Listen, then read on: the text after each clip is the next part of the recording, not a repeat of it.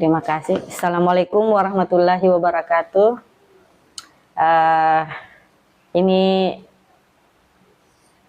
Jumat malam, live keberistri skincare. Jadi skincare ini sebenarnya tujuannya untuk kesehatan wajah dan kulit, ataukah ini sebagai bagian dari kapitalisme kecantikan. Nah, kita akan membahas ini, ada dua narasumber, Kak Nani dan Kak Iin. Sebentar mungkin gabung Kak Tenri sama Kak Nini. Nah, sebelum saya meminta dua narasumber kita untuk juga memberikan pandangannya terkait dengan industri skincare saat ini yang sudah sangat marak, kita sering dengar adanya pro kontra tidak hanya di masyarakat tetapi juga di kalangan tenaga medis atau tenaga kesehatan, khususnya dokter, karena kita tahu ada beberapa dokter yang menyuarakan pendapatnya di TikTok tentang beberapa produk skincare yang dianggap berbahaya atau istilahnya overclaim, ya, karena mengandung hidrokinon dan merkuri dan termasuk mungkin bahan-bahan berbahaya lainnya. Nah, tetapi kita tidak akan masuk ke wilayah yang spesifik karena itu bukan keahlian kita untuk menyampaikan terkait dengan kandungan dari skincare ini, tapi kita akan berpendapat tentang apakah sebenarnya skincare ini itu betul-betul sebagai produk untuk merawat kesehatan kulit dan wajah, ataukah ini adalah bagian dari propaganda dari kapitalisme. Nah, sebelum itu saya mungkin akan menyampaikan sedikit tentang sejarah dari skincare ini.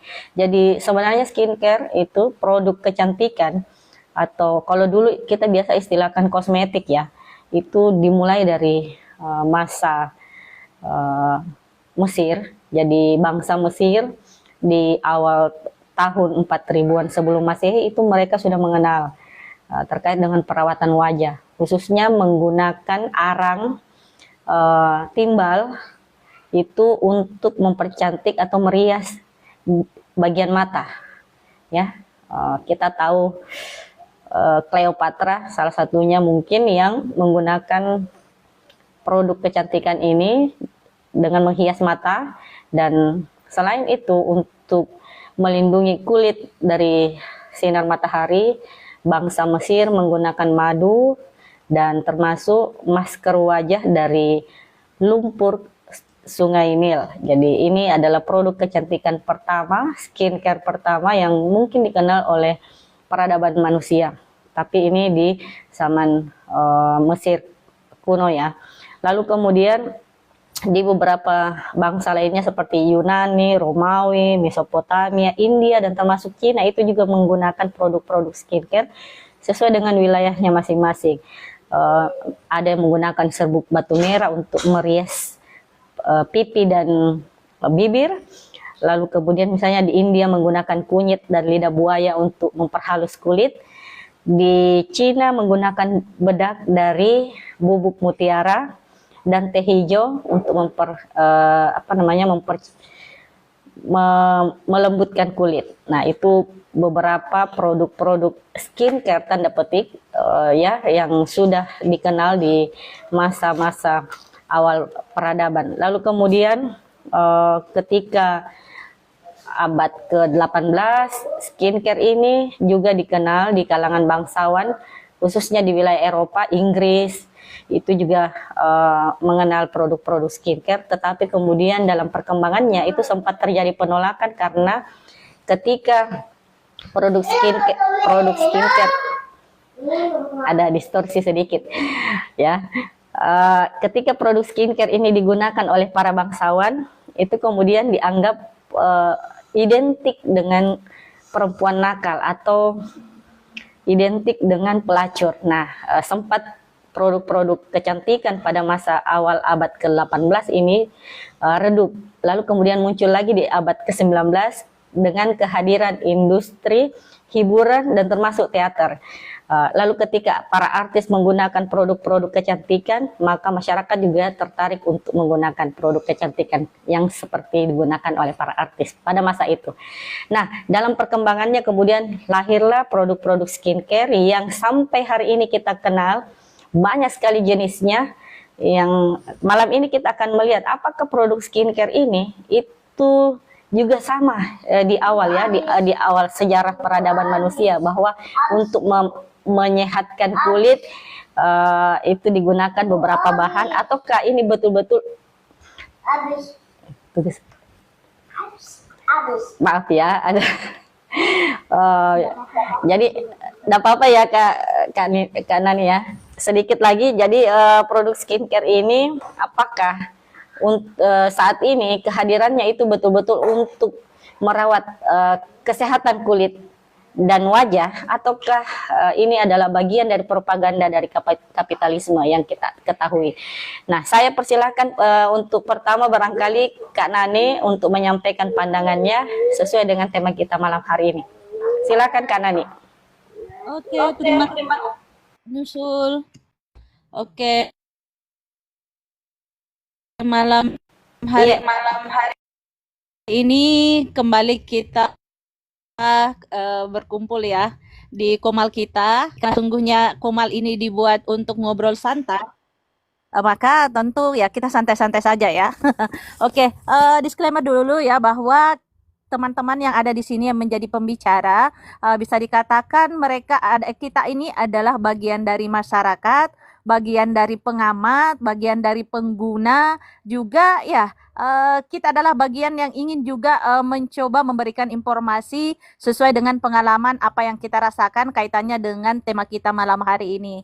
Nah, berbicara tentang industri skincare, sebenarnya 5 tahun terakhir ya, ketika zaman TikTok ini sangat-sangat ramai, ada beberapa memang dokter kecantikan ya, atau dokter bisa dikatakan dia adalah dokter kecantikan yang memiliki klinik, kemudian memiliki produk, lalu kemudian melakukan marketing atau teknik marketing dengan cara memberikan edukasi. Ada yang seperti itu ya. Tapi jauh sebelum ini terjadi sebenarnya, khususnya kayak pengalaman saya di zaman-zaman remaja SMP, sebelum kita kenal beraneka ragam merek brand skincare yang hari ini menjadi polemik dan ramai di sosial media, saya waktu remaja itu yang saya gunakan misalnya adalah hanya misalnya kayak Pond's ya, brand Pond's itu. Pond's waktu kita remaja itu bagaimana kemudian supaya kulit tidak terlalu kusam, tidak terlalu apalah istilahnya ya, apa ada kurasa istilahnya itu, pokoknya tidak cuk malak lah istilahnya ya. Hanya sebatas alas untuk bedak misalnya ya, yang digunakan untuk supaya tidak terlihat cuk malak tadi. Nah, dalam perkembangannya saya pun di usia-usia SMP, SMA, bahkan sampai kuliah itu hanya menggunakan ya brand Pond's tadi. Sebenarnya tidak ada yang istilahnya kemudian saya belum mengerti dan memahami penggunaan sunscreen, penggunaan moisturizer, penggunaan alat-alat make up lainnya. Apalagi memang secara penampilan saya juga bukan tipikal perempuan yang kemudian tertarik untuk mencoba beraneka ragam brand atau beraneka ragam kosmetik ya, karena dulu kita belum terlalu familiar dengan kata skincare ya, kita lebih ke kosmetik, bedak, cila ya, kemudian lipstick. Kalau ada Mi itu kayaknya ya lumayan Mi ceritanya. Bahkan saya nanti hobi atau bukan hobi ya, nanti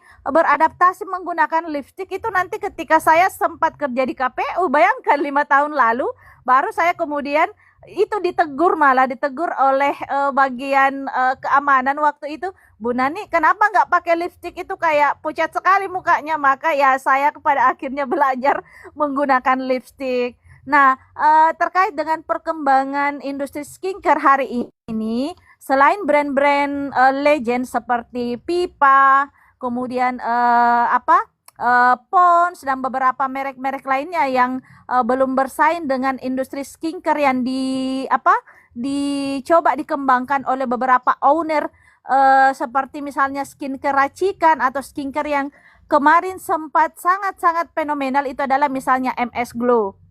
Ya, brand skincare MS Glow itu kemarin saking kencangnya promosi dan marketingnya di TikTok, saya kemudian akhirnya tertarik, tertantang ya. Itu adalah cerita pertama saya berurusan dengan skincare MS Glow. Maka saya membelilah brand ini kurang lebih 300.000 waktu itu ya, dengan beberapa iklan-iklannya yang ada di TikTok ya.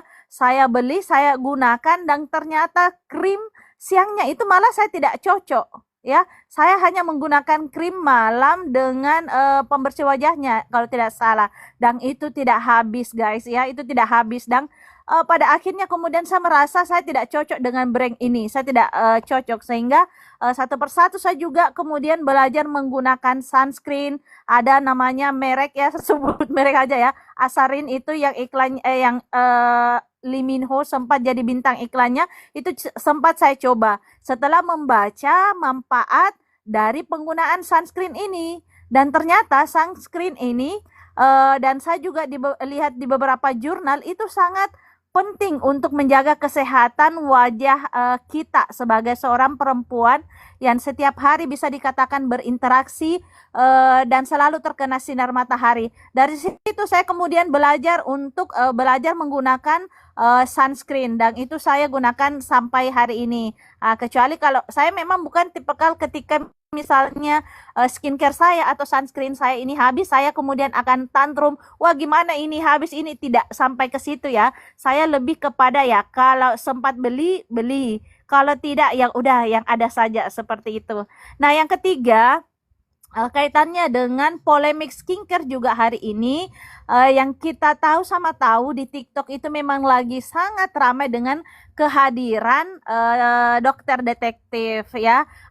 Kalau kita lihat bagaimana kemudian sejumlah owner skincare yang sangat terkenal di TikTok ya, kita sebut saja di TikTok ya, seperti Daviena Skincare, kemudian SS Skincare, kemudian punyanya Dr. Richard Lee yang juga ramai kemarin, serta begitu banyaknya brand-brandnya Dr. Gladys, Dr. Oki, kurang lebih ada 5 figur inilah, owner-owner skincare ini yang kemudian ramai, yang kemudian dokter detektif mencoba melakukan edukasi pentingnya ingredients atau bahan-bahan berkualitas dalam sebuah skincare. Kemudian juga pentingnya ingredients ini memang berguna untuk kesehatan wajah atau sesuai dengan manfaatnya. Artinya misalnya salah satu ingredients yang kemarin di persoalan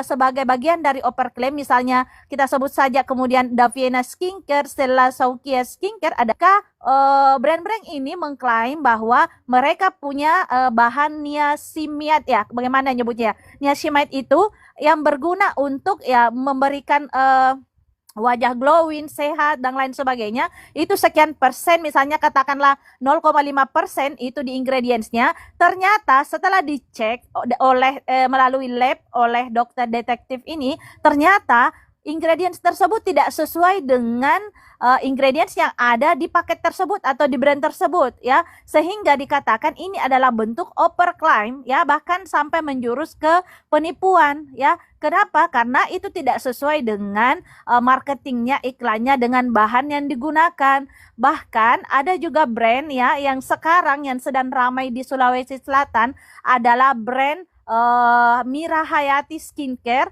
kemudian Penny Prance Skincare, kemudian ada lagi satu itu yang Pak Agus itu, saya lupa merek brandnya itu, yang kemudian setelah dilakukan uji lab kemarin itu ramenya, itu ternyata ketiga skincare ini mengandung bahan yang sangat berbahaya untuk kulit atau wajah penggunanya. Dalam hal ini perempuan yang lebih banyak ya yang menggunakan, karena ternyata ada bahan seperti hidroquinone, kemudian mercury, di mana kedua bahan ini sangat-sangat berbahaya bagi penggunanya, apalagi digunakan dalam jangka panjang. Misalnya saja mercury itu bisa merusak kerusakan saraf, bisa menimbulkan kanker dan ginjal, termasuk hidroquinone yang kita cek, setelah dicek itu bisa menyebabkan iritasi kulit.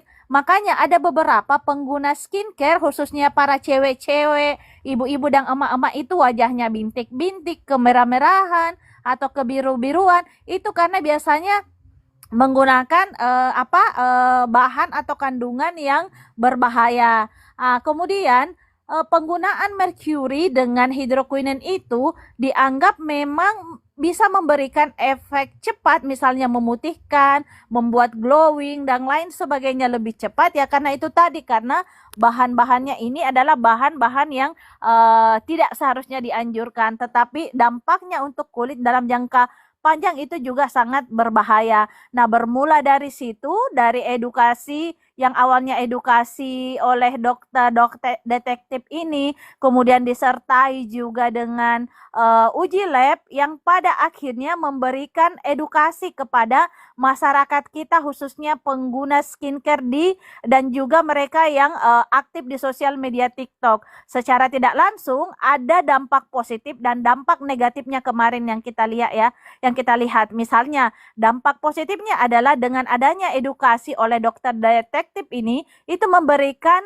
kesadaran kepada pengguna, dalam hal ini perempuan, bahwa ternyata kalau kita memilih skincare itu jangan hanya melihat bagaimana cepatnya reaksinya brand ini ya, karena itu bisa saja mengandung bahan-bahan yang berbahaya.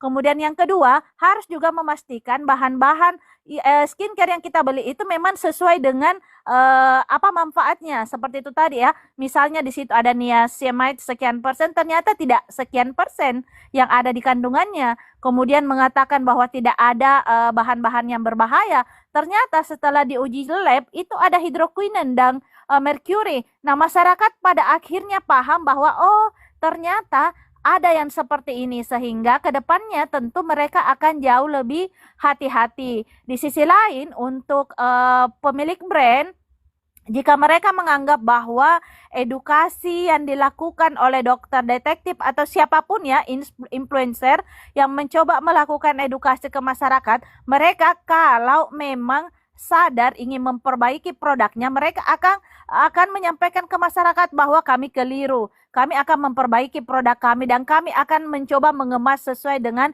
bahan-bahan yang ada di sini dan dipastikan bebas dari yang namanya bahaya merkuri atau hidroquinone, karena ini menyangkut kesehatan wajah jangka panjang para perempuan yang ada di Indonesia. Seperti itu. Nah, sekarang di sisi masalah kapitalis kecantikannya ini tidak bisa juga dilepaskan ya, karena banyak pro dan kontra yang terjadi, bahwa ada beberapa dokter yang kemudian mengklaim dirinya adalah dokter kecantikan, punya klinik, tetapi di satu sisi dia juga punya brand. Misalnya dokter Oki, dokter Richard Lee dengan dokter detektif ini, banyak juga yang kontra dengan apa yang mereka lakukan dengan modus katanya, modus melakukan edukasi ke tengah masyarakat. Sementara di sisi lain dia juga punya produk seperti itu. Mereka dianggap bahwa yang dilakukan oleh para dokter-dokter ini sesungguhnya mencoba meruntuhkan brand yang lain untuk menaikkan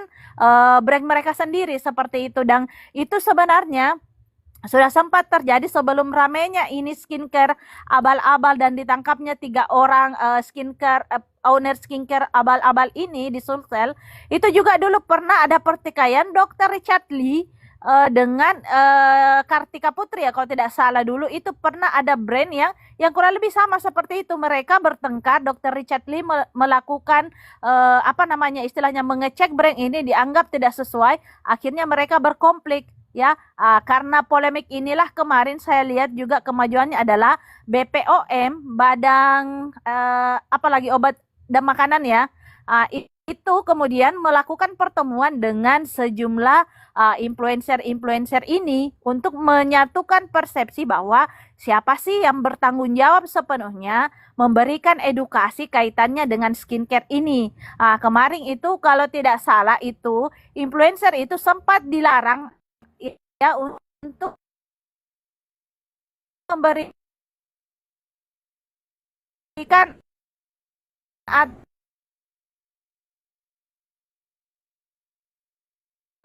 Jaringan kayaknya atau itu.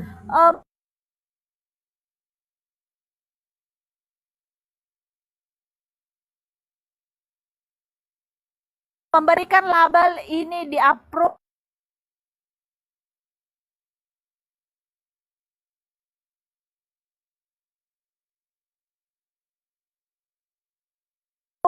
betul-betul Nani jaringannya.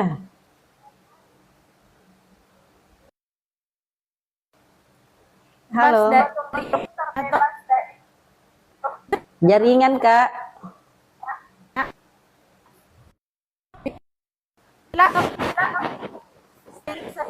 gak secara jadi kembali seperti apa maka oke Kak Nani jaringannya. biar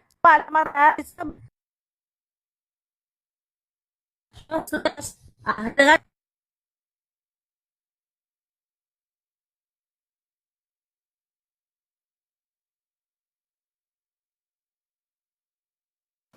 Halo Kak, Kak Nani.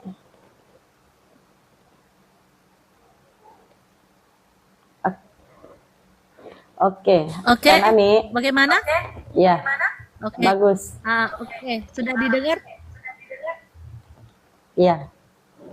Halo. Oke.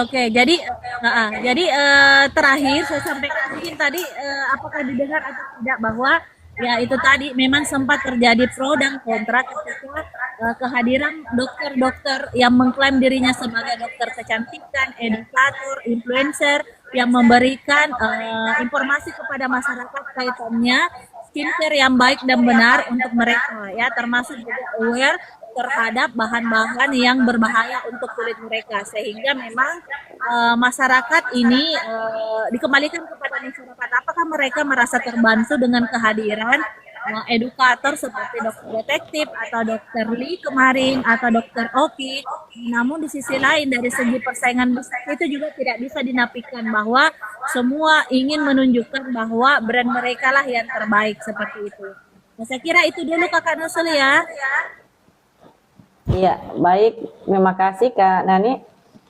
Selanjutnya saya persilakan Kak Iin untuk menyampaikan pandangannya.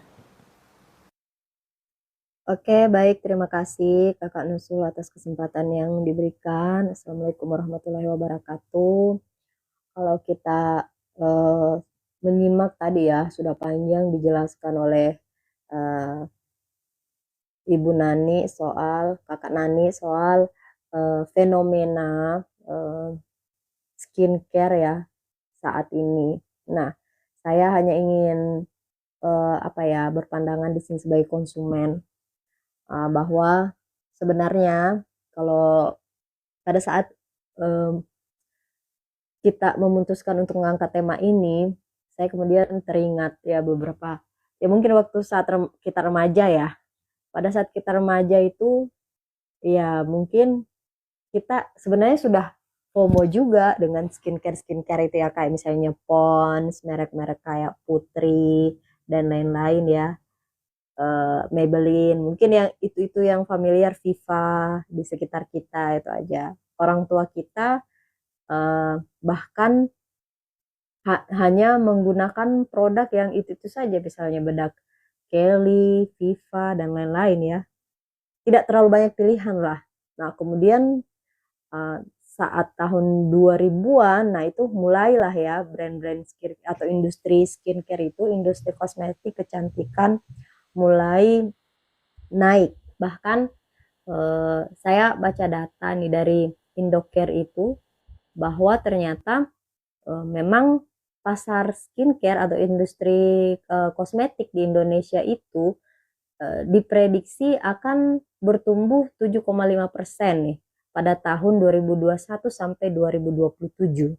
Karena sampai saat ini industri skincare itu menjadi penyumbang terbesar di pasar perdagangan atau pasar industri. Dan malah diprediksi pada tahun 2025 ini Indonesia dan Singapura akan menjadi dua negara dengan pertumbuhan industri kecantikan atau skincare yang paling besar di dunia loh. Ini klaim data ya, jadi mungkin bisa kita cari pembanding yang lain. Nah, di sini kita mungkin bisa melihat bahwa ada dua sisi. Yang pertama, kalau saya melihat ya memang kita harus selektif melihat produk-produk yang bisa memberikan solusi kesehatan kulit bagi kita, ya. Nah, sama kayak tadi, mungkin kita FOMO untuk membeli merek-merek tertentu dari iklan-iklan di sosial media, tapi ternyata kita kurang cocok. Nah, apakah kalau misalnya kita kurang cocok, kita akan tetap menggunakan produk itu? Tentu tidak, pasti kita akan memilih mencari yang cocok. Nah, sehingga pilihan-pilihan inilah yang dimanfaatkan oleh pasar, ya, pengguna-pengguna, produsen-produsen tersebut, untuk bagaimana caranya mereka menghadirkan produk-produk yang sesuai dengan pilihan kita. Tetapi kita lihat kondisinya di sisi lain, selain sebagai solusi kesehatan kulit. Nah, dari sisi kapitalisme kecantikan itu ya masuk juga, karena apa? Karena kebutuhan itu tadi yang semakin besar, karena kita kan pakai skincare mungkin selain karena kebutuhan, FOMO juga ada. Kemudian pengaruh dari kita sosial media mungkin, kemudian yang ketiga, kalau kita misalnya suka nonton drakor, suka nonton drama-drama atau apapun lainnya yang bisa mempengaruhi kita itu, nah itulah yang dimanfaatkan oleh pasar, sehingga pasar skincare ini menjadi terlalu agresif. Pasar pasar skincare ini menjadi terlalu agresif dan cenderung manipulatif dalam memasarkan produk-produknya, sehingga kita ini menjadi bias di situ. Kita kadang cenderung malah lebih fokus kepada drama-drama yang terjadi antara persaingan owner-owner skincare ini dibanding kepada produknya. Seperti apa produknya? Toh sebenarnya memang tidak ada larangan. Apakah yang paling bagus itu ketika dokter yang punya brand ataukah orang biasa yang punya brand? Yang mana yang lebih bagus? Sebenarnya cocokologinya itu kembali lagi ke kita. Produknya cocok apa tidak? Tapi inilah, karena menurut saya kenapa bisa sangat fenomenal saat ini, karena itu pemasarannya terlalu agresif dan manipulatif, cenderung manipulatif. Supaya apa? Supaya persaingan ini naik. Jadi orang-orang berlomba-lomba, para owner ini bagaimana caranya sehingga brand mereka lah yang paling banyak viral, disukai oleh masyarakat. Nah, saya pernah membaca, ya, bukan membaca, tapi di YouTube itu ada penyintas. Coba mungkin bisa teman-teman cari itu penyintas korban skincare ini, namanya Ibu Nurtia. Jadi dia itu korban merkuri dan dia ditangani oleh Dokter Ika. Sebenarnya di TikTok itu pernah juga beberapa kali di-spill. Jadi dari harus juga tahu, tidak boleh langsung misalnya oke lah kita punya uang, kita mau FOMO untuk membeli skincare yang viral yang lagi banyak dibeli, oke. Tapi jangan langsung kita mengetes ke wajah sehingga kita nanti tidak terkena dampak buruknya seperti Ibu Nurtia ini. Ada di BBC, itu bisa teman-teman baca, karena dia benar-benar penyintas yang wajahnya tuh hancur karena merkuri, dan itu bisa saya simpulkan sebagai dampak dari kapitalisme perdagangan skincare ini yang memang sudah gila-gilaan. Saya kira itu dulu untuk pemantiknya Kak Nusul, ya. Mohon maaf saya terlambat bergabung. Terima kasih. Wassalamualaikum warahmatullahi wabarakatuh. Waalaikumsalam warahmatullahi. Nah, terima kasih Kak Iing. Di Komal kita juga ada satu bapak-bapak ini yang saya berharap bersedia untuk menyampaikan pandangannya, karena skincare ini memang awalnya menyasar konsumen perempuan, tetapi sesuai dengan perkembangan zaman ini skincare juga sudah mulai menyasar ke konsumen pria. Jadi mungkin ada hal yang ingin atau bisa dibagi pengalaman ataupun pandangannya terkait dengan tema kita malam hari ini. Saya persilakan Pak Lukman untuk buka mikrofonnya. Ya, Assalamualaikum warahmatullahi wabarakatuh. Selamat malam Ibu Nuzul dan Ibu Nani ya. Saya tidak saya nggak terlalu ini dengan ya namanya skincare karena saya juga eh, cuma sering mendengar dari berita terkait dengan skincare. Mungkin saya dari sisi lain melihatnya dampak dari skincare ini. Mungkin dari sisi normatif pandangan agama terkait dengan skincare. Penampakan keindahan atau kecantikan bagi kaum hawa wanita itu kemudian menjadi penting, bahkan memang anjuran untuk bersolek untuk suami dan keluarga misalkan.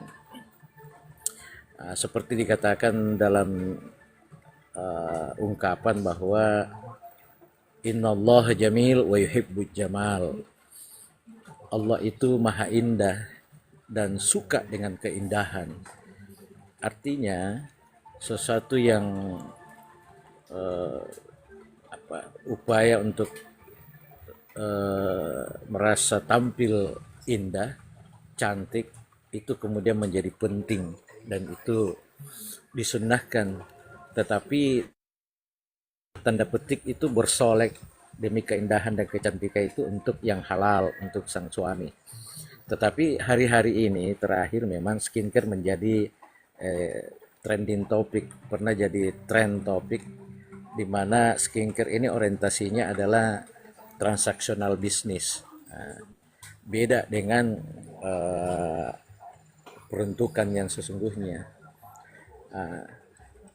Saya melihatnya bahwa skincare yang hari ini yang orientasinya bisnis seringkali tidak selektif memilih bahan materialnya, katakanlah misalkan dari herbal atau apa itu mungkin masih lebih bisa diterima, bahannya dari kearifan lokal katakanlah begitu, dari herbal. Tapi banyak orang yang jahil juga karena mungkin komposisi dari skincare itu sendiri itu kontra produktif dari brand yang dia tampilkan. Nah, seperti yang tadi disampaikan bahwa penampakan apa yang terbaca di kulitnya, di casingnya itu tidak seindah, tidak semanis apa yang sesungguhnya berdampak dari isi kemasan itu. Itu yang kita khawatirkan dan itu dilarang oleh agama kita sesungguhnya. Kalau itu kan itu sama saja menzalimi diri sendiri dan menzalimi orang lain. Itu dari sisi high risk mungkin ya, risiko yang sangat-sangat berpotensi untuk itu. Jadi saya mungkin melihat dari aspek agama saja bahwa keindahan itu diperintahkan, estetika itu diperintahkan, bahkan disunahkan untuk bersolek demi keindahan tubuh, tapi itu hanya untuk yang berhak melihatnya. Tapi kalau misalkan komposisinya itu masuk dalam barang-barang atau yang diharamkan, tentu kemudian akan berefek seterusnya, karena sesuatu yang tidak halal kemudian dikonsumsi, dipakai, itu bisa fatal dari sisi agama, walaupun itu bisa berdampak kepada kecantikan bagi kaum hawa, kaum wanita. Saya mungkin dari sisi itu saja ya, Benuzul, untuk melihatnya ya. Karena untuk terlalu jauh menerangkan terkait dengan ini, saya blend juga persoalan skincare karena saya sendiri nggak pernah pakai namanya skincare. Cuma dari sisi normatifnya aja bahwa kata kuncinya ya itu tadi, innallaha jamil, Allah itu maha indah, wa yuhibbul jamal, dan menyukai keindahan itu. Tapi keindahan tentu bagi kaum hawa itu hanya bisa dinikmati yang halal, artinya yang berhak melihatnya. Dan kalau itu nyaman dan bahannya juga halal, ya kenapa tidak? Ya saya kira go on aja kan, turusin aja. Karena itu juga kita butuh diperintahkan untuk bersolek di hadapan suami atau apalah begitu.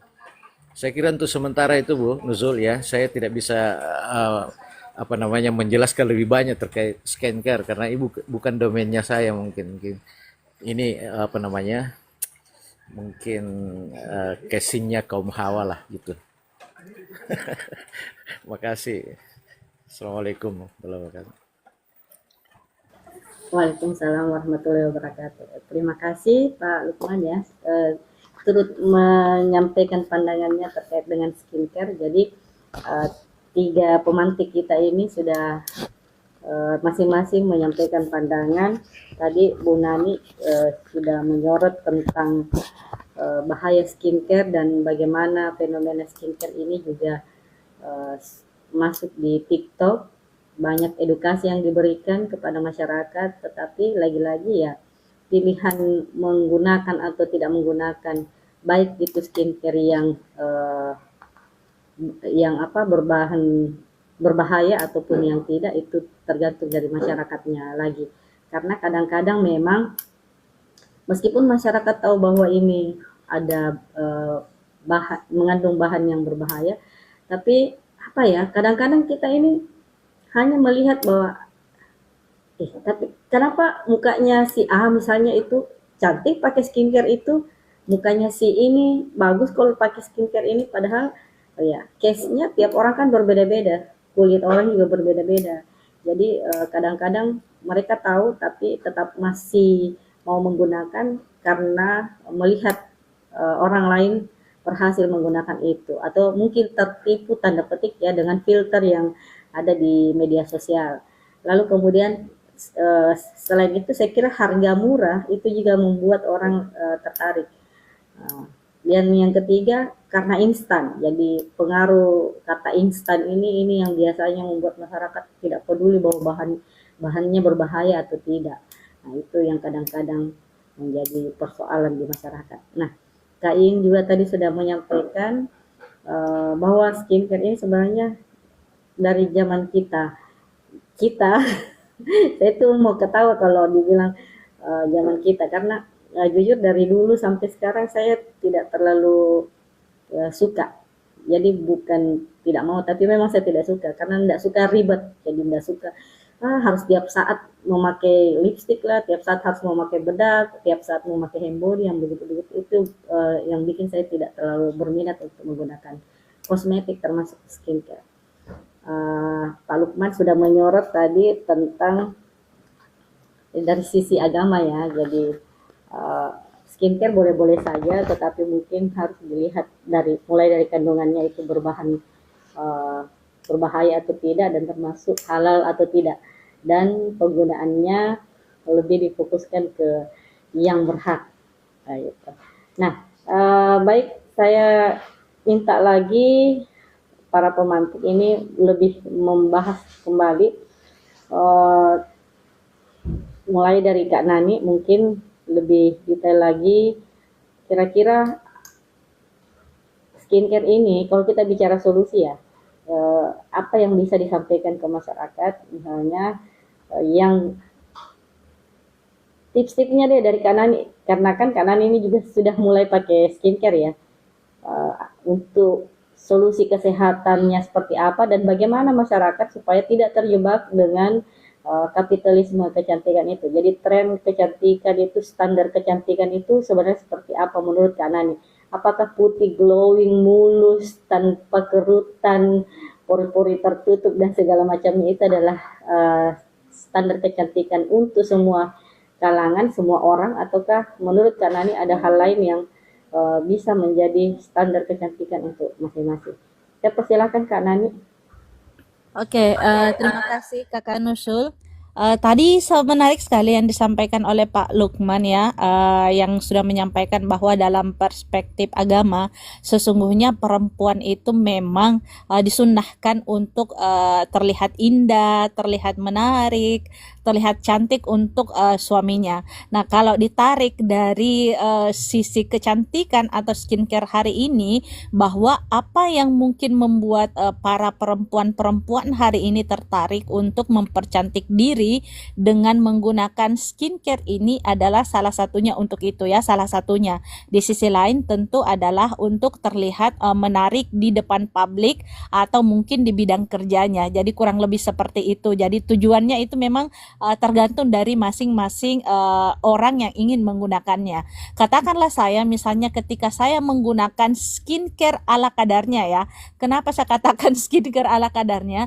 Karena sebegini, step skincare sepemahaman saya saat ini saya lihat seperti ini. Pertama adalah stepnya Pak Lukman ya. Pertama adalah cara membersihkan wajah. Hari ini kan ada istilahnya apa itu saya lupa. Pokoknya membersihkan wajah itu memang setidaknya dalam edukasinya ya yang kita sering dengar adalah 2 kali harus dicuci, double cleansing istilahnya ya.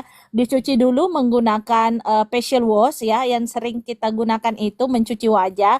Setelah itu menggunakan lagi apalagi istilahnya itu loh, kayak Garnier itu yang pembersih wajah ya. Kalau sudah kita make up itu dibersihkan dulu. Nah setelah dibersihkan itu kemudian digunakan lagi yang namanya moisturizer ya. Ini step-stepnya dulu ya yang saya dengar dan saya baca dan saya lihat di TikTok ya. Setelah itu, setelah menggunakan itu dilanjutkan lagi penggunaan sunscreen. Nah, setelah sunscreen ini kegunaannya adalah untuk menghindari matahari supaya tidak terlalu langsung begitu ke wajah kita ya. Ada filternya lah kurang lebih seperti itu sehingga wajah kita tidak mudah keriput, tidak mudah hitam lah dan lain sebagainya ya.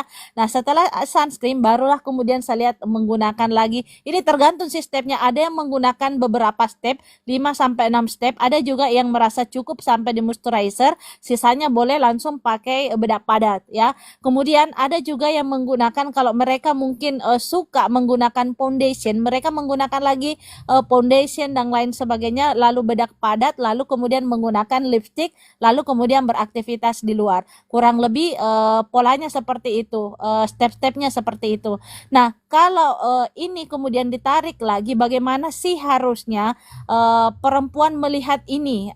Dan kalau Kakak Nusul tadi mengatakan saya tidak terlalu ribet dengan yang namanya skincare. Pokoknya sederhana saja lah. Bentuk sederhana itu seperti apa? Mungkin Kakak Nusur juga mungkin pakai bedak secukupnya saja, bedak bayi misalnya apa.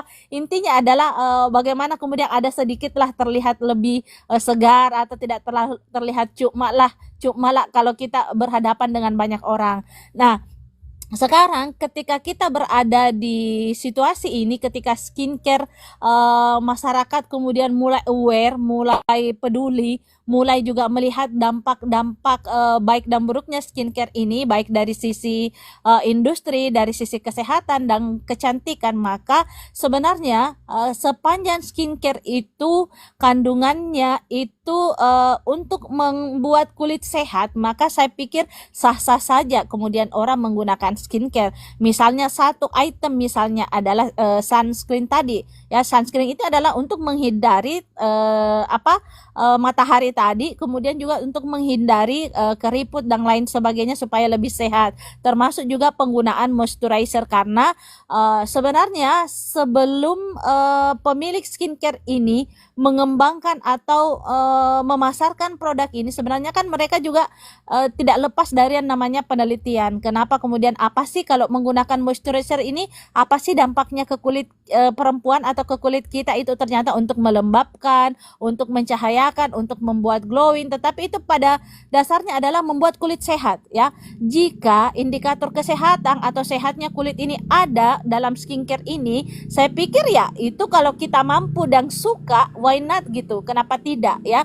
Karena itu tadi menyangkut kesehatan kulit kita. Supaya kalau pernah kemarin itu beberapa waktu yang lalu saya melihat ada penelitian yang menggambarkan orang yang rajin menggunakan sunscreen dengan orang yang sama sekali tidak pernah sepanjang hidupnya menggunakan sunscreen, itu memang ada perubahannya. Artinya orang yang menggunakan sunscreen itu bisa terlihat awet muda dibanding orang yang ketika beraktivitas tidak menggunakan sunscreen karena pancaran matahari itu langsung kena ke kulitnya. Dan itu memang secara jurnal penelitian itu ada Kakak Nusul ya.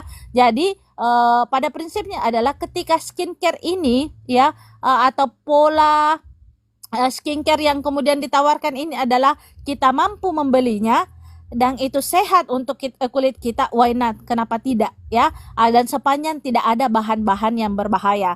Maka dari itu BPOM ya, Badan Pengawas Obat dan Makanan, dengan adanya polemik skincare hari ini harus berfungsi lebih luas lagi melakukan pengawasan kepada industri-industri skincare ini.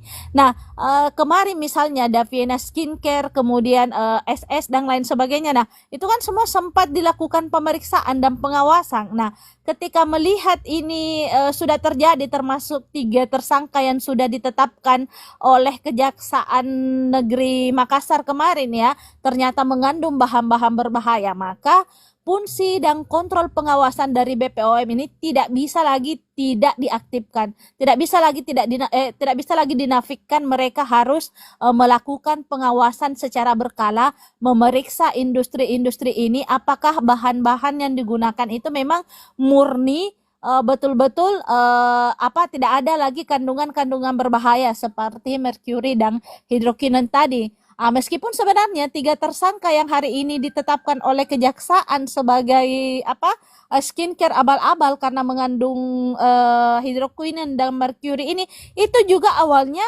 sudah dapat label halal dari BPOM tadi, maksudnya sudah melewati pemeriksaan itu, tetapi buktinya kenapa kemudian mereka ternyata setelah dilakukan pengecekan oleh dokter detektif dan beberapa pihak lainnya ternyata itu mengandung. Artinya apa? Ada pihak-pihak pemilik brand atau industri skincare ini yang memang melakukan kapitalisasi, melakukan pembohongan, melakukan penipuan, overclaim ya, yang justru membahayakan masyarakat.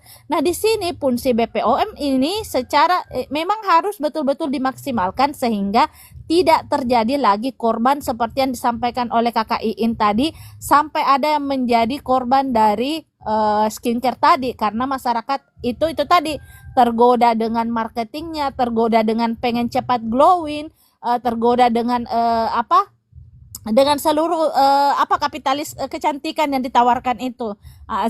Sehingga BPOM ini memang harus lebih aktif lagi. Kedua, saya termasuk tidak setuju ketika BPOM kemarin menyatakan bahwa para edukator-edukator yang ada di TikTok itu tidak punya wewenang untuk mengatakan bahwa brand ini approve, brand ini tidak approve. Saya pikir justru sekelas edukator seperti dokter detektif atau siapapun lah yang kemudian berkontribusi melakukan edukasi dan punya pengalaman dan background kaitannya dengan pemahaman skincare dan memberikan edukasi ke masyarakat, itu boleh-boleh saja saya pikir. Kenapa? Supaya masyarakat semakin aware, semakin peduli dan juga semakin selektif di dalam memilih skincare yang sesuai dengan tipikal wajah mereka misalnya. Nah, kita ambil saja satu contoh owner skincare yang bisa dikatakan cukup terpercaya sampai hari ini dan tidak terlalu banyak dramanya adalah pemilik brand Wardah. Nah, kalau mungkin Wardah ini kalau tidak salah itu di bawah perusahaan Paragon ya, istilah Paragon yang kemarin saya lihat ya, dan juga menaungi beberapa skincare yang sejauh ini tidak ada masalah seperti Makeover, Cup, dan beberapa merek lainnya seperti Emina, dan itu memang semua sudah teruji bebas dari kandungan berbahaya. Dan ini juga karena secara background profil ownernya Nur Hayati Subakat itu memang sampai detik ini ya, karena tidak ada masalah ya dalam pemahaman publik, itu tidak dianggap terlalu jor-joran, overclaim, dan tidak juga terlalu flexing ya, sehingga masyarakat diajak untuk lebih betul-betul selektif melihat di mana owner brand skincare yang memang sengaja membangun branding mereka sebagai owner yang suka flexing, kemudian overclaim, itu bisa diantisipasi dari melihat rekam jejak ownernya seperti itu ya. Jadi Kalau ditanya bagaimana industrinya ini kesehatan, bagaimana glowingnya, saya pikir tidak ada masalah sepanjang masyarakat itu hari ini sudah sadar, mau mendengar, mau melihat, mau juga belajar dari polemik skincare sekarang atau hari ini. Semoga tidak terjebak lagi yang namanya tipu-tipu cepat putih, cepat glowing ya. Tetapi lebih lagi memperhatikan apakah betul-betul bahan-bahannya ini pemilik brand ini memang terpercaya atau tidak, dan paling penting adalah cocok dengan kulit mereka. Jadi ya kembali lagi ke masyarakat Kakak Nusul ya. Tapi pada prinsipnya 3 solusi yang saya harapkan BPOM ini berfungsi lebih luas lagi. Yang kedua, para edukator-edukator ini sebenarnya harusnya digandeng ya oleh BPOM untuk bermitra melakukan edukasi. Yang ketiga adalah dari sisi pengguna atau masyarakatnya juga bisa lebih selektif melihat perkembangan yang ada, bahwa skincare hari ini memang harus memperhatikan ownernya, brandnya, ingredientsnya, dan juga kecocokan kulitnya. Kurang lebih begitu Kakak Nusul. Oke, terima kasih Kak Nani ya. Saya lanjut dulu ke Kak Iing. Saya persilahkan Kak Iing. Oke, terima kasih Kakak Nusul. Jadi apa yang disampaikan Ibu Rohani tadi, Kakak Nani tadi, kemudian saya sambung dengan apa yang sudah saya nyatakan yang sudah saya sampaikan sebelumnya, bahwa pertumbuhan industri skincare di Indonesia itu sangat tinggi dan bahkan diprediksi akan menjadi yang terbesar di dunia bersama Singapura pada tahun 2025 ini. Maka itu tentunya akan menjadi tantangan berat, karena biar bagaimanapun persoalan-persoalan tersebut, persaingan pasar, kemudian produk-produk yang berbahaya, tentu masih akan menjadi, mungkin saja masih akan banyak beredar di masyarakat.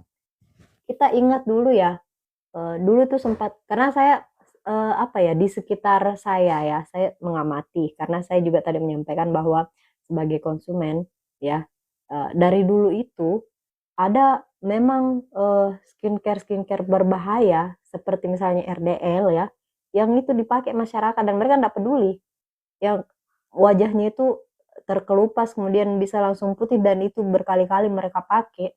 Dan itu meskipun berkali-kali juga BPOM mungkin punya program pengawasan, pengujian, pemberian izin dan lain-lain, tapi tetap saja terjadi. Nah, dalam hal pemberian izin saya garis bawah di sini, yaitu memang yang agak unik juga ini ya, karena tetap saja selalu bisa beredar produk-produk tersebut yang mengandung bahan-bahan berbahaya yang luput dari pengawasannya BPOM ini. Nah, ini yang kenapa bisa seperti ini ya. Nah, kemarin juga kalau kita lihat klaim-klaimnya para owner yang pada akhirnya ketahuan bahwa brand yang mereka bawa itu mengandung bahan berbahaya, alasan mereka adalah yang beredar itu sampel, ya kan? Nah, kenapa bisa sampel ini beredar, bukan yang hasil pengujian POM? Nah, apakah misalnya lain yang dikirim ke BPOM sebagai sampel, kemudian lain juga yang diedarkan ke para reseller-reseller sampai ke konsumen? Nah, seperti misalnya ya kita tahu lah ya, 3 brand yang fenomenal di Sulsel di Makassar yang akhirnya tadi dikatakan sebagai tersangka, itu kan beberapa itu pernah melakukan klarifikasi dan menyatakan bahwa sebenarnya yang direview itu adalah sampel. Nah, jadi ini memang adalah, mungkin ini ada klarifikasi pembenaran, tapi sangat disayangkan ketika memang terjadi seperti itu, bahwa lain yang mereka kasih ke BPOM untuk pengujian, dan lain untuk dapat izin edar, dan lain yang akhirnya beredar ke masyarakat karena mungkin mengejar keuntungan pasar. Nah, jadi disinilah ya kembali lagi sebagai konsumen ya kita benar-benar harus selektif, karena ya seperti ini permainan-permainan kecurangan yang seperti ini tidak bisa kita hindarkan. Pada akhirnya nanti semakin bertumbuh pesatnya industri skincare ini, orang hanya para owner-owner ini pasti akan berburu keuntungan dan bisa saja mereka berbuat kecurangan. Yang penting mereka bisa mencapai target. Jadi perlu sangat hati-hati. Saya kira memang karena pemerintah juga saya lihat dalam hal ini Kementerian Perindustrian itu sebenarnya telah mendukung ya pertumbuhan industri skincare ini, tapi yang lebih sehat dengan menggunakan produk-produk herbal dan juga simple. Ini sebenarnya yang perlu lebih dikampanyekan lagi ke masyarakat. Jangan mungkin itu hanya terpusat mungkin di kota atau di mana ya, sehingga ini tidak sampai informasinya atau sosialisasinya ke masyarakat. Ada kegiatan-kegiatan seperti Cosmetic Day dan lain-lain yang dipusatkan di beberapa kota. Tapi kan kalau hanya seperti itu, ya bagaimana mau sampai edukasinya ke masyarakat? Jadi perlu dipikirkan cara-cara lain juga sehingga masyarakat ini jangan terprovokasi dengan iklan-iklan skincare yang hanya viral saja, owner-ownernya flexing seperti yang dikatakan Ibu Kak Nani tadi. Tapi perlu juga kita pikirkan, itulah tadi saya bilang juga ya, salah satu tipsnya mungkin ya kalau mencoba skincare pertama kali, kalau kita beli ya jangan langsung ke wajah, tapi diterapkan dulu ke misalnya ke tangan. Kan ada beberapa itu video tutorialnya yang bisa kita lihat supaya kita bisa langsung merasakan efeknya dulu di tangan sebelum kita terapkan ke wajah. Biar wajah kita tidak rusak seperti Ibu Nurtia yang saya sampaikan tadi, karena kalau di BBC itu lengkap penjelasannya, awalnya dia seperti apa, dia beli krimnya di mana sampai akhirnya dia wajahnya jadi menghitam semua gara-gara penggunaan merkuri yang berlebihan, dan dia tidak tahu itu dia membeli itu hanya karena dia ingin dia bilang dia sebenarnya bukan untuk putih, dia ini mau melindungi wajahnya karena dia pekerjaannya sebagai sales lapangan, tapi pada akhirnya dia sialnya dia mendapatkan krim yang salah yang akhirnya merusak wajahnya. Ini kan yang seperti ini sebenarnya banyak di sekitar kita yang pernah menggunakan produk-produk yang alkoholnya tinggi dan lain-lain yang akhirnya wajahnya malah cepat kelihatan keriput, tipis dan lain-lain karena penggunaan produk-produk berbahaya tersebut. Tapi mereka tetap pakai karena ya itu mereka mau tetap kelihatan inilah ya cantik ataupun putih. Jadi saya kira seperti itu saja Kakak Nusul ya. Saya tambahkan saja tadi dari Kakak Nani. Terima kasih. Assalamualaikum warahmatullahi wabarakatuh. Waalaikumsalam. Terima kasih Kak Iin. Kita lanjut Kak Lukman. Masih bisa menyampaikan. Ya, jadi begini ya, tetap pada klaim saya di awal bahwa terkait dengan keindahan, kecantikan memang itu penting, karena itu dari perspektif agama tetap saya klaim dari perspektif agama, selama komposisinya itu tidak mengandung mudarat atau subuhat yang meragukan, apalagi sekarang kan ada pendamping produk halal. Saya ini Bu ya, saya kan di Kementerian Agama dan saya salah satunya di Republik ini mendapat sertifikat untuk pendampingan produk halal termasuk kosmetik. Jadi yang mengeluarkan itu ada banyak yang pernah saya loloskan, tetapi ada juga yang setelah diteliti memang syubhat, bercampur hal-hal yang meragukan. Dan sesuatu yang syubhat, meragukan itu ya dulu ilal haram, begitu kaidahnya. Nah, itu lebih baik kita tinggalkan, karena kalau bisa berdampak mudaratnya, efeknya itu kan jadi resiko juga. Mungkin itulah yang kita maksud, itu high risk, resiko besar, resiko tinggi. Tadi Ibu Nani sempat nanya tadi bahwa kalau saya sih ibu atau istri saya tidak sarankan dan memang tidak pernah pakai. Kalaupun harus pakai, saya tetap untuk menganjurkan untuk kearifan lokal, kearifan lingkungan. coba kita ingat-ingat leluhur kita, kakek nenek kita. Dulu kalau pakai bedak dari beras diolah dengan demikian rupa dengan apa namanya sesederhana mungkin. Tetapi mereka juga punya face yang kinclong, enak dipandang mata. Kalau saya sarankan istri saya kembali kearifan lokal untuk bersahabat dengan alam sekitar. Nah, seperti itu. Karena Allah menyajikan ma khalaqta hadza batila. Tidak ada yang sia-sia yang di sekeliling kita yang kita bisa olah begitu. Daripada masuk ke barang yang subhat, yang high risk, berisiko tinggi, mending ya kita olah sendiri, kembali kepada kearifan lokal leluhur kita. Bagaimana mereka kalau misalkan pakai sampo, ya tapi mungkin ini modelnya mungkin agak sulit dan belepotan mungkin. Kalau orang Makassar dulu ada istilahnya itu namanya lara, ya kan, sisa dari padi itu terus dijadikan sampo atau lidah buaya, dan banyak sekali macam-macam tumbuhan yang apa namanya yang tidak perlu diseleksi dari BPOM ataupun dari komposisi produk halal pendampingan, karena itu memang alami, itu natur. Jadi tidak perlu diragukan lagi bahwa original produknya itu bisa dipertanggungjawabkan karena itu memang berasal dari tumbuh-tumbuhan. Saya kira itu, Bu Nuzul. Jadi sesuatu yang sifatnya subuhat, tetap saya punya klaim seperti itu. Saya anjurkan istri saya dan ibu saya, kalau memang harus pakai begitu untuk demi keindahan, kecantikan, ya boleh-boleh saja. Tapi cobalah kita ramah dengan lingkungan, berdamai dengan kearifan lokal. Kita berdayakan, itu kan banyak sekali yang bisa daripada yang masuk di barang-barang yang bisnis transaksional yang hanya untuk menguntungkan, memburu profit, tetapi bertentangan dengan casing, dengan muatan produknya.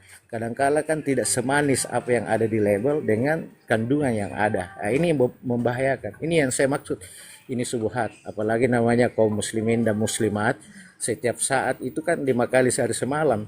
Kalau harus dia 5 kali pakai make up, sebentar lagi kan dibasuhi dengan wudhu apa segala macam. Jadi cukuplah bersolek, berhias karena Allah Ta'ala. Itu poinnya menurut saya. Jadi tidak perlu terlalu ribet harus apa. Memang seperti itu. Keindahan itu penting, estetika itu penting. Dan Allah memang menegaskan itu yang tadi saya katakan tadi, bahwa Innallah jamil wa yuhibbu jamal. Sungguh Allah itu maha indah dan sangat mencintai yang namanya estetika, keindahan, seni apa dan sejenisnya. Tetapi di dalamnya jangan ada subuhat, jangan ada kekhawatiran. Sebab kekhawatiran yang subuhat itu bisa mengarah kepada hal-hal yang haram begitu.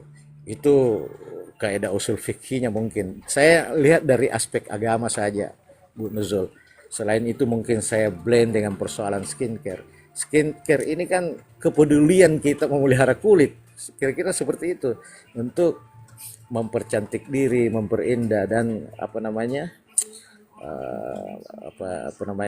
untuk demi kesehatan seperti tadi apa yang dikatakan Ibu Lin, Ibu Nane, itu untuk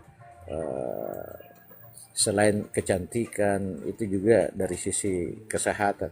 Tetapi saya mungkin poinnya supaya kita bisa mereview kembali, yaitulah bisa berdamai dengan kearifan lokal, kita berdayakan dengan leluhur kita masa lalu, juga mereka bahkan bertahan, bahkan dibanding daripada yang sekarang ini anak-anak kita, generasi kita, bahkan orang-orang tua kita, kakek nenek kita itu yang masa lalu belum ada yang ya paling ada putih ubannya misalkan, ya salah satu itu masih bertahan hitam-hitam semua rambutnya, dibanding daripada yang sudah pakai semua produk-produk yang hari ini yang lagi tren dibicarakan banyak orang. Saya kira itu, Bu.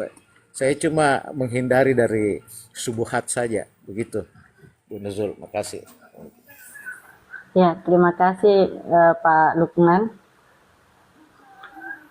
Nah, tadi menarik tadi Bu Nani sampaikan tentang Kalau saya ya, kalau saya pendapat saya tuh sampai sekarang skincare kalau yang disebut tadi ya ada 6 sampai berapa 10 lapisan, saya nggak pakai karena jujur menurut saya seperti ini. Kenapa saya mesti memasukkan atau menggunakan sesuatu yang sifatnya pasti ada bahan kimianya. Tidak mungkin tidak ada yang ditambahkan. Meskipun itu dia dilabeli dengan produk alami, natural dan segala macam. Kecuali tadi yang disebutkan Kak Nini bedak lotong yang seperti itu, ya oke, saya yakin itu alami. Tapi kalau yang produk-produk skincare, apalagi itu berasal dari pabrikan, ya utamanya dari luar negeri, aduh, kenapa saya harus menggunakan itu setiap waktu, setiap saat? Ini kan sama saja bahan kimia yang digunakan di kulit. Meskipun memang ya mungkin ada penelitiannya bahwa itu jauh lebih bagus kulitnya. Iya, jangka pendek, tapi kan jangka panjangnya seperti apa? Ini kan belum ada juga yang lihat atau penelitiannya mungkin tidak sampai ke situ. Nah, ya, itu kenapa saya tidak pakai skincare. Saya hanya pakai lipstick. Bedak itu, bedak baby juga tidak, Bu Nani. Saya tidak pakai. Hanya kadang-kadang saya pakai bedak padat, misalnya Viva, misalnya saya pakai. Itu kalau acara-acara tertentu, tapi tidak tiap hari. Hanya untuk supaya tidak kelihatan kusam saja. Jadi bukan dalam konteks mau merawat kulit. Jadi saya tidak gunakan untuk merawat kulit, hanya untuk tidak kelihatan kusam di hadapan orang. Gitu. Jadi saya tidak menggunakan. Nah, saya kira itu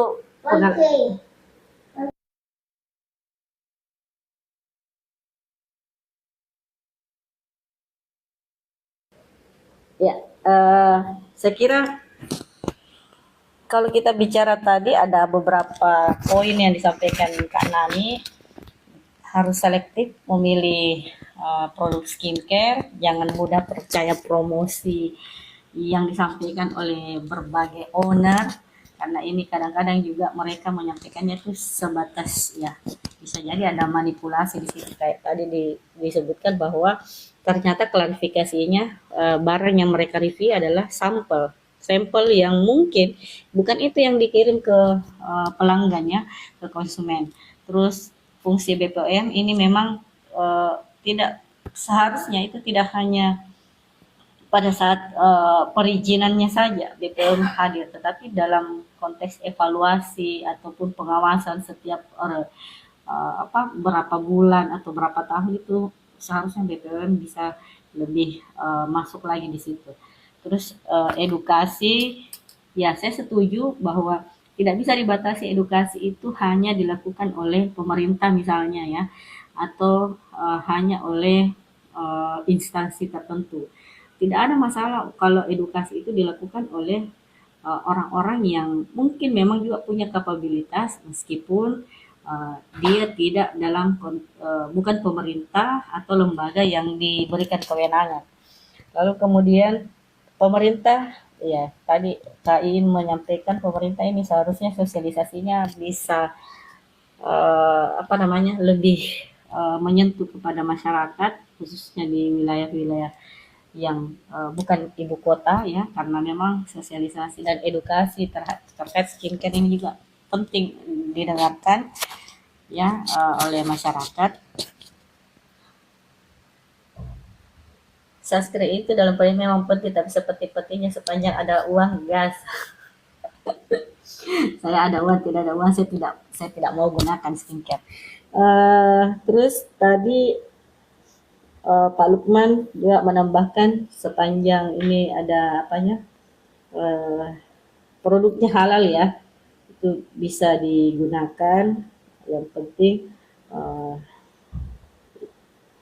tidak menyalahi, tidak hanya terkait dengan kesehatan, tapi juga bicara terkait dengan posisi agama.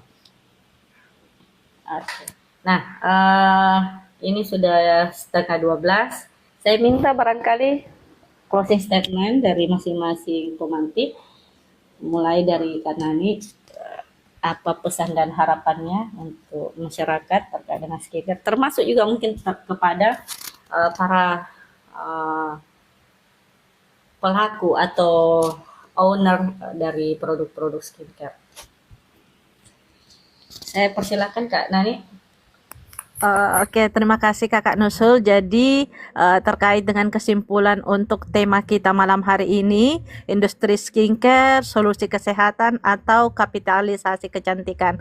Pertama, sesuai dengan tema, sekali lagi skincare itu pada dasarnya adalah ya memperindah, mempercantik dan menyehatkan kulit kita sepanjang bahan-bahannya atau ingredientsnya aman, why not ya. Yang kedua juga tentu dari sisi perspektif agama, ingredientsnya ini tidak subhat, kemudian bukan ingredients yang haram, kemudian juga sudah terjamin melalui BPOM, dan ini tentu harus ya pintar-pintarnya konsumen untuk melihat rekam jejak dari industri skincare yang akan digunakan. Misalnya salah satu rekomendasinya sejauh ini yang belum ada polemik adalah misalnya Wardah ya, yang memang secara manajemen perusahaan dan pengelolaan termasuk juga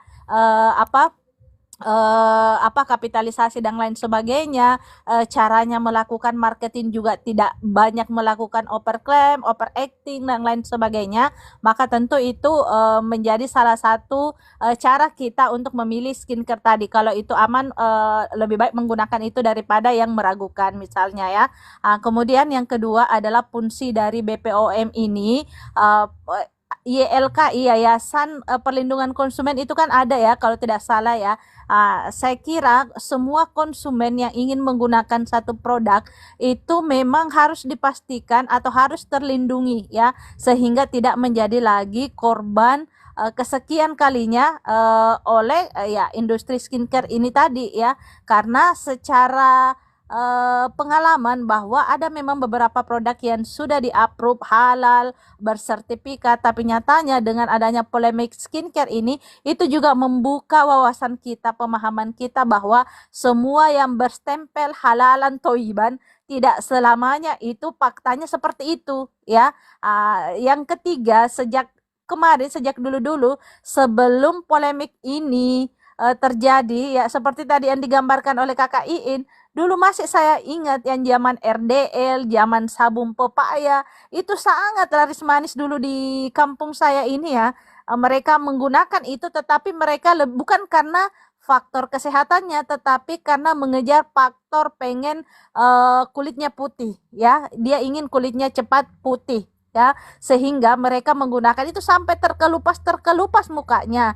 Tetapi karena memang kemarin di zaman dulu itu belum se-viral sekarang dan belum melek teknologi, sehingga hal-hal seperti itu ya dianggap biasa-biasa saja. Bahkan teman saya sampai hari ini saya katakan wajahnya hancur gara-gara menggunakan ya RDL tadi itu di zaman waktu dia muda, dan itu tidak berubah. Dampak dari kerusakan itu masih ada sampai sekarang, sehingga memang hari ini ketika istilahnya overclaim terjadi antara masing-masing pemilik brand dan juga adanya kasus yang sudah hari ini di ranah hukum, setidaknya ini menjadi harus pemerintah dalam hal ini pihak terkait juga harus mengambil kebijakan yang memang melindungi konsumen dari industri atau kapitalisasi skincare kecantikan ini, supaya kita sebagai konsumen aman seperti itu.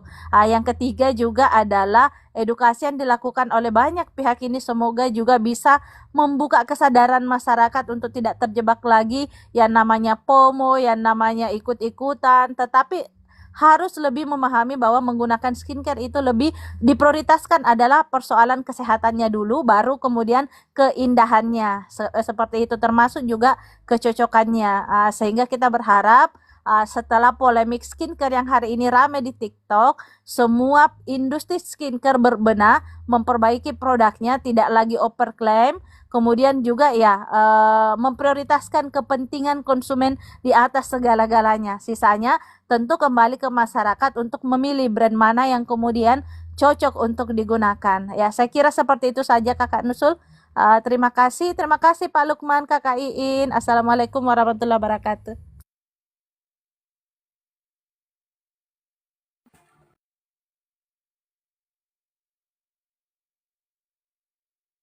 Mic tak, kakak.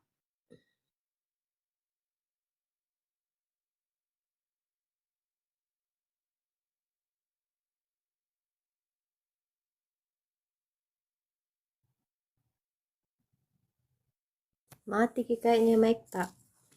Tidak ada suaranya. Mungkin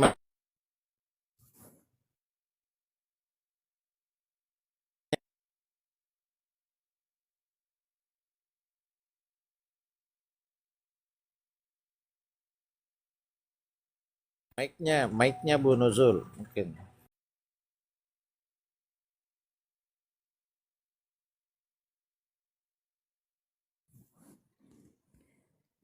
Oke, giliran saya ya sekarang ya. Soalnya Ya, lanjut Kakak Iin. mic-nya menusul kayaknya bermasalah. Oke, jadi saya sih terakhir ya sebagai konsumen, saya percaya bahwa apa ya? Oke, sebelumnya mungkin sebagian orang ada yang tidak menggunakan skincare, tapi data membuktikan dengan pertumbuhan pasar yang besar terhadap skincare ini pasti banyak perempuan atau bisa jadi juga laki-laki yang menggunakan skincare.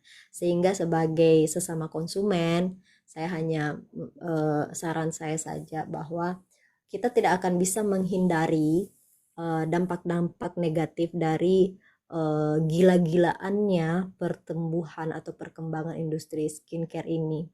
Apakah nanti berdampak negatif atau berdampak positif ya. Tapi kita sebagai konsumen yang harus pintar-pintar.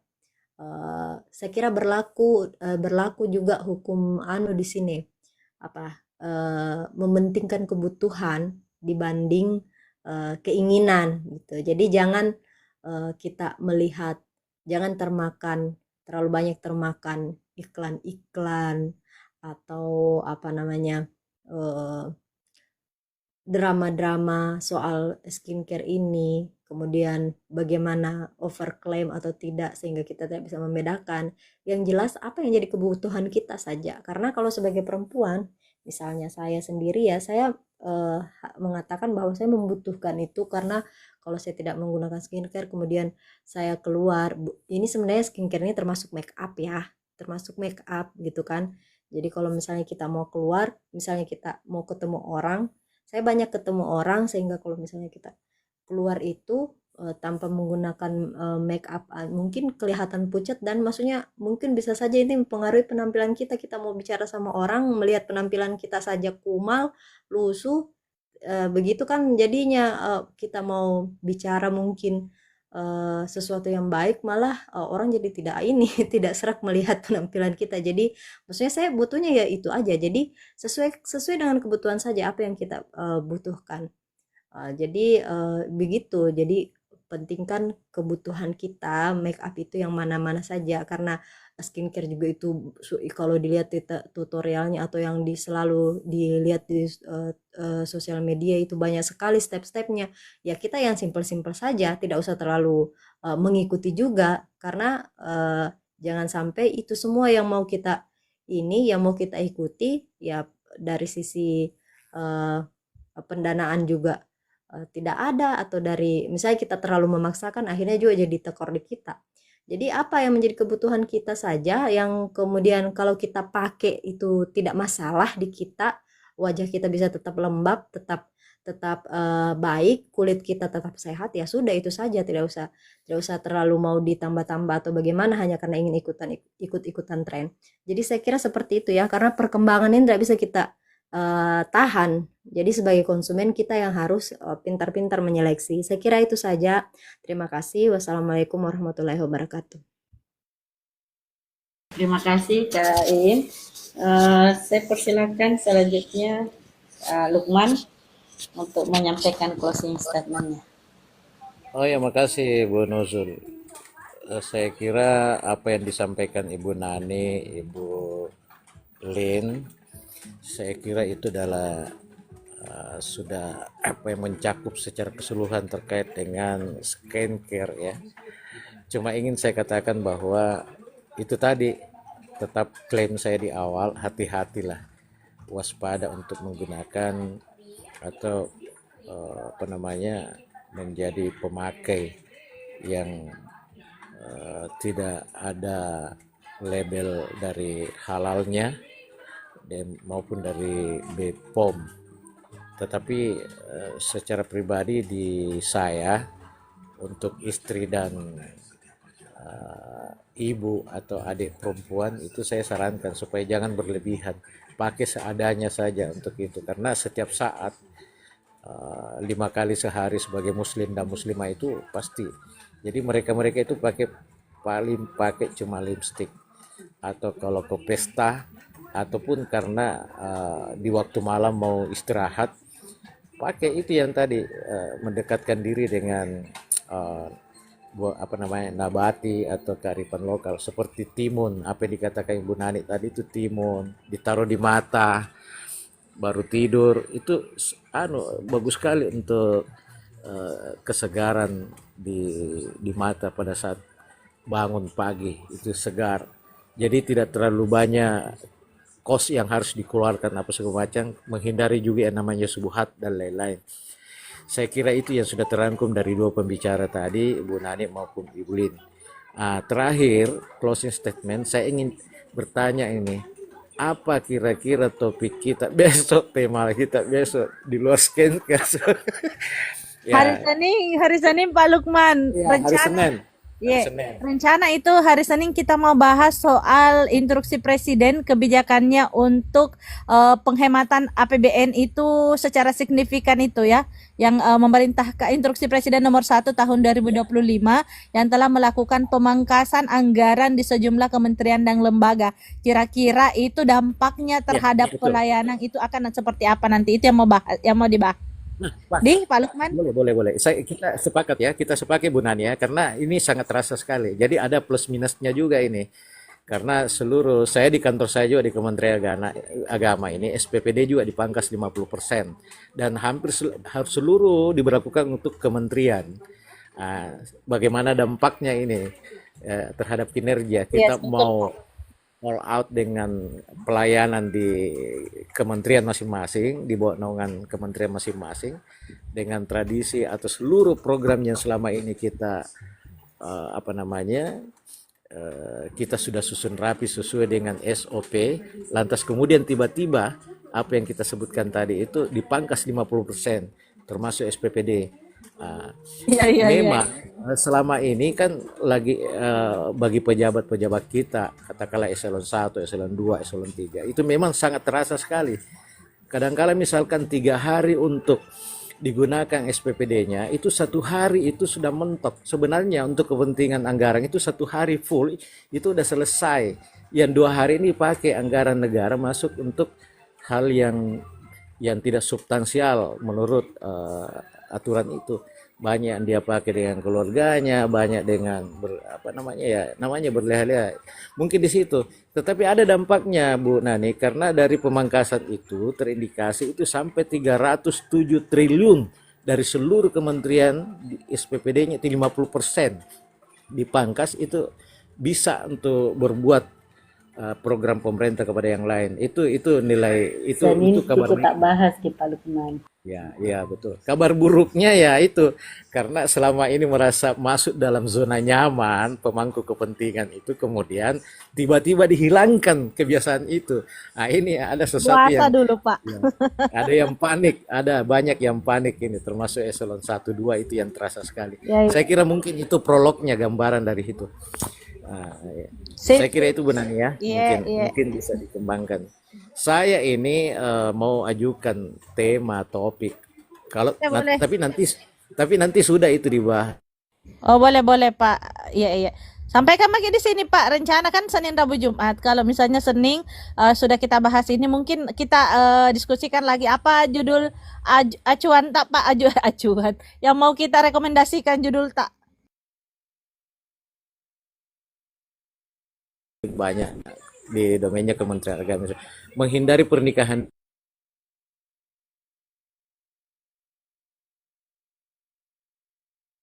Hilangnya suara 19 tahun 2019. Putus-putus. putus-putus, Pak. Putus-putus, Bu. Iya. Iya. 123 321 bagaimana? Oke, Oke, pernikahan menghindari pernikahan apa tadi? Ini bagus juga, ini lagi tren karena sekarang ini kan banyak yang pernikahan dini kan di bawah usia yang seharusnya menurut Masuk, Pak, itu regulasi masuk. Undang-Undang nomor 6 ya Undang-Undang nomor 16 tahun 2019 itu negara mengamanahkan melalui Kementerian Agama itu boleh dilakukan pernikahan tercatat di KUA kalau dia usia laki-laki itu calon pengantin 19 tahun, demikian juga calon pengantin perempuan 19 tahun. Selama ini di lapangan studi kasusnya ini banyak berimplikasi karena mereka belum sampai usia itu dan tidak berhak tercatat di KUA. KUA ini sekarang ini kan apa namanya berubah sedikit, diplesetkan nih kantor urusan asmara. Kantor urusan agama. Mungkin itu bisa jadi trend topik nanti. Tapi Bisa, next Pak, ya, bisa. nanti setelah Ibu Nani ini Iya, tadi iya. itu Bisa, anunya Pak. tenaga Memang ya. itu isu-isu Itu juga suka. kemarin saya kerja, Pak, di NGO. Hmm. Oke. Karena terus terang saya di kantor saya kan di KUA, Bu, di KUA. Banyak sekali ini masyarakat yang berpuluh tahun yang lalu karena baru ingin mengurus apa namanya dana pensiun atau anaknya masuk sekolah atau apanya segala macam atau dia mau ajukan kredit misalkan di bank, baru dia datang di kantor untuk butuh akte nikah, buku nikah, padahal setelah dibuka buku induk ternyata memang mereka tidak tercatat.